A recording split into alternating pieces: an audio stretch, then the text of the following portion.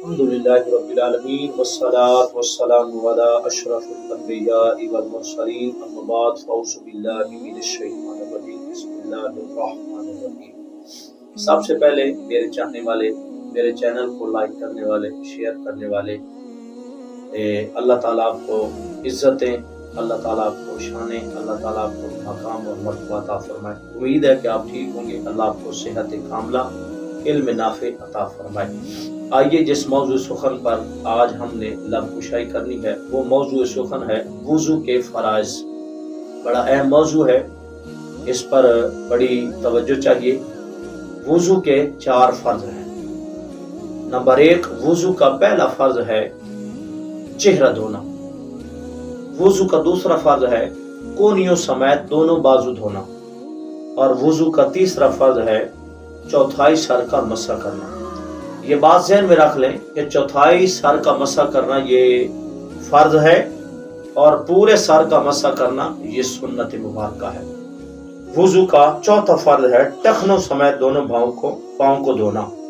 یہ وضو کے 4 فرض ہیں۔ آئیے ان کی تھوڑی تھوڑی تفصیل سماعت فرمائیں۔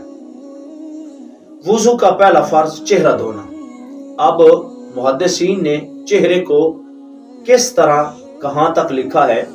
محدثین فرماتے ہیں کہ پیشانی کے بالوں سے لے کر جہاں سے یہ بال اگ رہے ہیں، پیشانی کے بالوں سے لے کر تھوڑی کے نیچے تک، ایک کان کی لو سے لے کر دوسرے کان کی لو تک، یہ پوری باؤنڈری جو ہے یہ چہرے کی باؤنڈری ہے۔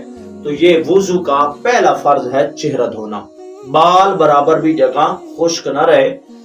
جگہ خشک رہ گئی تو آپ کا فرض نہیں ہوگا، جب فرض نہیں ہوگا تو ہمارا کامل وضو نہیں ہوگا۔ اسی طرح وضو کا دوسرا فرض ہے کونیوں سمیت بازو دھونا۔ اب کونیوں سمیت بازو دھونا، بال برابر بھی جگہ خشک نہ رہے۔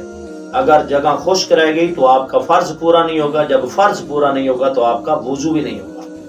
تو وضو کا تیسرا فرض ہے چوتھائی سر کا مسح کرنا۔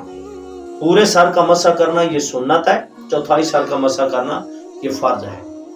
اور وضو کا چوتھا فرض ہے ٹخنوں سمیت دونوں پاؤں کو دھونا، یعنی بال برابر بھی جگہ خشک نہ رہے۔ اگر جگہ خشک رہ گئی تو آپ کا فرض نہیں ہوگا، آپ کا فرض نہیں ہوگا تو آپ کا وضو بھی نہیں ہوگا۔ سرکار دو عالم صلی اللہ علیہ وسلم نے ارشاد فرمایا، جو وضو کے بعد ایک مرتبہ سورت قدر اس کی تلاوت کرے گا تو اللہ رب العزت اسے صدیقین میں شمار کرے گا۔ مزید میرے حضور لجپال کریم آقا نے ارشاد فرمایا، جو 2 مرتبہ سورت قدر پڑھے وضو کرنے کے بعد تو اللہ تعالیٰ اسے شہداء میں شمار کرے گا۔ پھر میرے آقا کریم نے ارشاد فرمایا، جو وضو کرنے کے بعد 3 مرتبہ سورت قدر کی تلاوت کرے گا تو قیامت کے دن نبیوں کے ساتھ، رسولوں کے ساتھ، انبیاء کے ساتھ اللہ رب العزت اس کو شامل کرے گا۔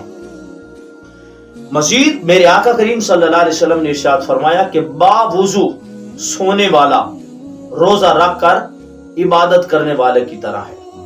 مزید میرے حضور کریم نے ارشاد فرمایا، جو باوضو ہو اور اسی حال کے اندر اس کا انتقال ہو جائے، وصال ہو جائے، تو اللہ رب العزت اس کو شہیدوں کا مقام عطا فرماتا ہے۔ اللہ حافظ۔